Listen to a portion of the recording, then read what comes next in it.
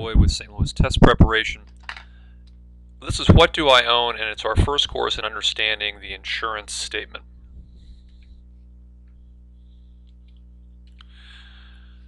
You'll see here our email and our phone number. You'll also see a real good website, Investopedia.com, where we got some of the basic information to explain these differences in insurance that we talk about in the course.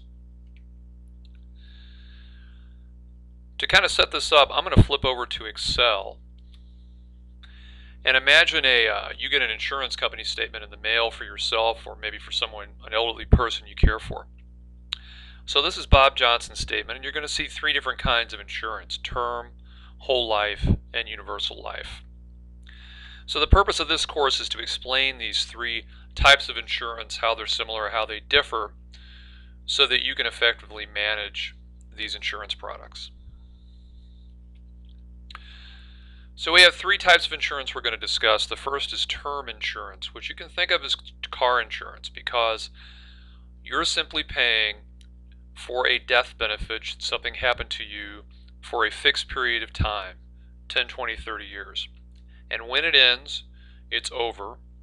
You don't have anything of value once the insurance ends. So it's like buying car insurance. Whole life, on the other hand, is lifetime protection, and the premiums that you pay are predetermined. So you'll have a test on your health.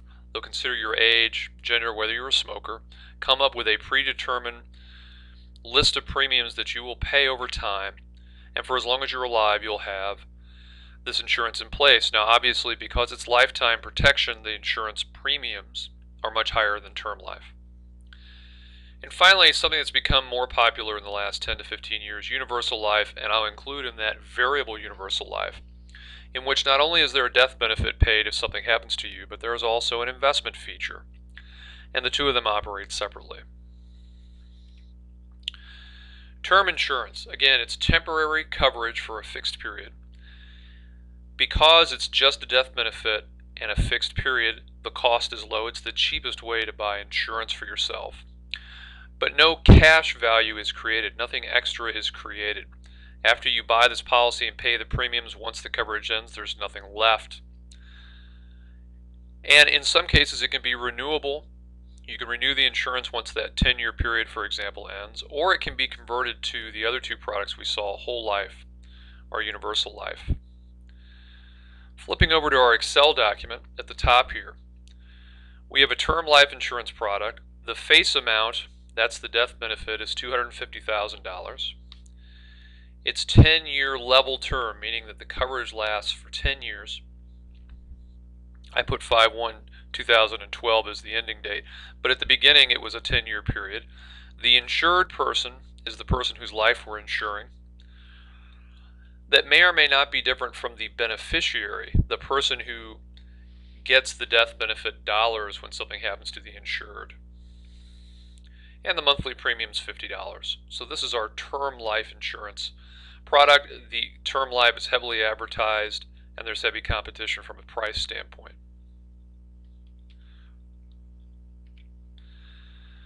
The next kind is whole life. Again, permanent coverage as long as you pay your premiums. That's what I mean by premiums paid.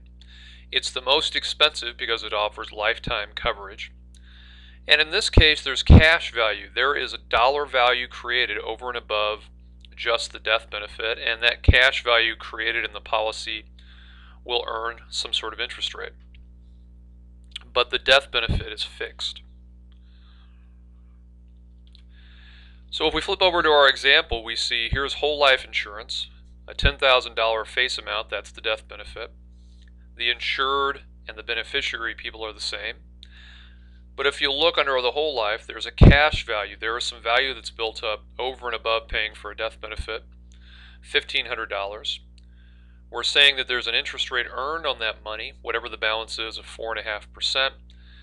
And you'll see that the monthly premium for this one, $375, is much higher than the $50 that we saw on the term life product. That's as far as we'll get on this version of the insurance statement. We'll go on and finish the discussion in part 2. Our YouTube channel, Ken Boyd STL, all one word. You'll find a complete list of videos on our website, which is below that in the second bullet point, stltest.net, where you can find live tutoring and live chat sessions on a variety of topics year-round. Here's our email address and our phone number. We will talk to you next time.